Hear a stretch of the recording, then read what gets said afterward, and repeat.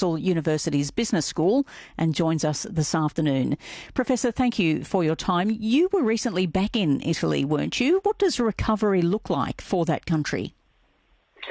Well, good afternoon, everybody. Yes, I was there, and I have to say that initially things looked pretty hard to, it's pretty hard for us to imagine that we could be in this moment where things are reopening. And I would say that it's a bit hard and too soon to have any expectations about the length of the recovery at this stage. Of course, now there is a lot of anxiety to go back and start working and getting back to normality. I would say that we have to be still quite cautious because there are a lot of question marks that have been raised also in terms of safety of work and mobility indeed between regions for all possible reasons you can imagine, which in fact in the very beginning when the lockdown measures were introduced caused the lockdown itself caused a lot of panic, and people movement caused an increase in infections, in fact. So we have to be cautious when we talk about recovery, but it looks promising what's happening, and certainly we have to wait a few months. You also advised the Italian government on its allocation of the national health budget, and one of the concerns here in Australia was that our health system would be overwhelmed, which thankfully it wasn't, unlike Italy, which is quite amazing because Italy is renowned for having a very good healthcare system. So how do you think that is going to change going forward for Italy? Yeah, this is a very good and important question.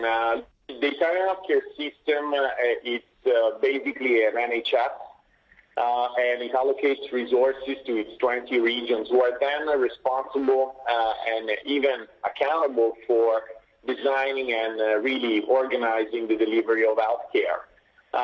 So what we're looking at the moment is to see how the different systems, which are really different in nature, like Lombardy, which has been the most effective, as almost a purely public-private mix in the delivery of care, with public and private providers, in fact, competing on the same footing in terms of delivery of care. And that has led to, de facto, a pretty different design of the delivery of care. In fact, they don't have much of what we call in Italy territory-based care. So community services in the Australian jargon, it's not really part of that system philosophy. So it's basically designed to have macro infrastructures and not so much touch with the territory.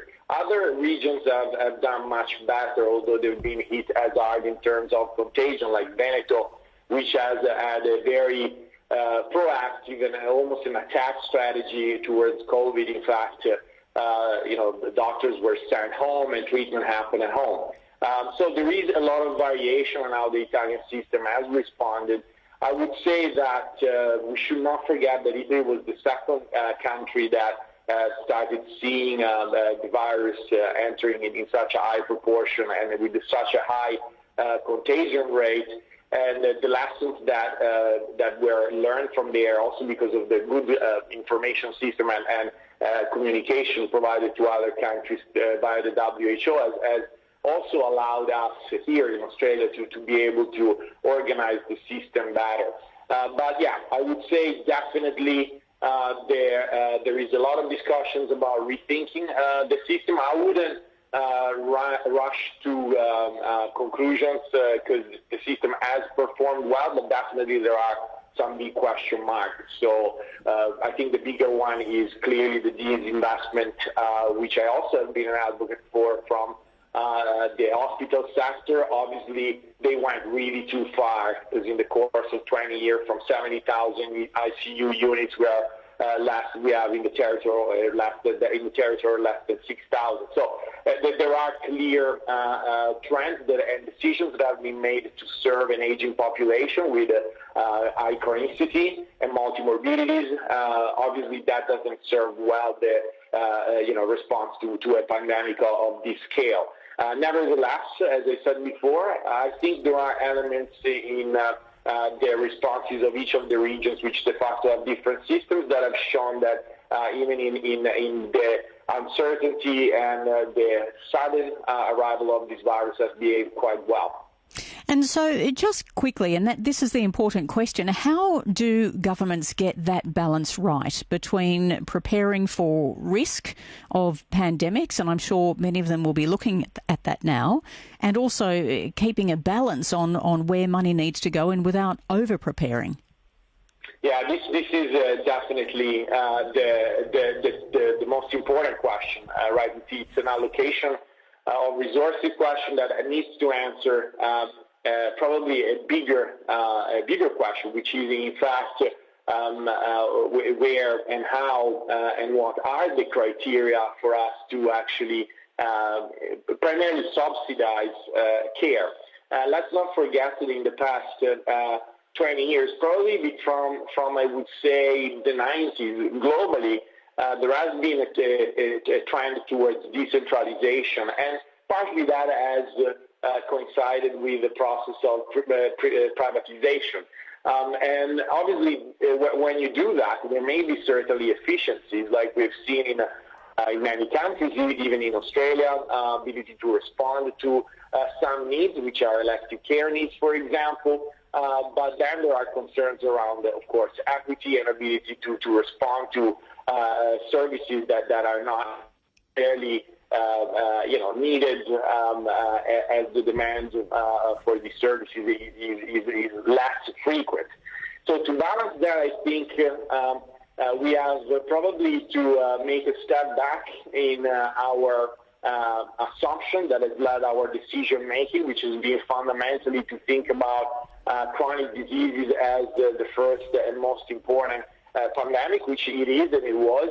But there are also infectious diseases which have not been neglected. Let's not make a mistake, because obviously pandemics, even this one has been handled in the way it could have been handled. Probably could have been done better in some cases, but all in all, there are good examples of how this pandemic has been handled so far. So the first step, I would say, is to reconsider this, given the important impact it has had on the economy and also on social life in general, balance as best as we can the costs and the benefits, and this is being currently done in every country that I know of or I'm involved in, to really rediscuss and see whether the allocation of resources can be optimized to actually be better prepared. That doesn't necessarily mean radically change the healthcare system's nature or the private-public mix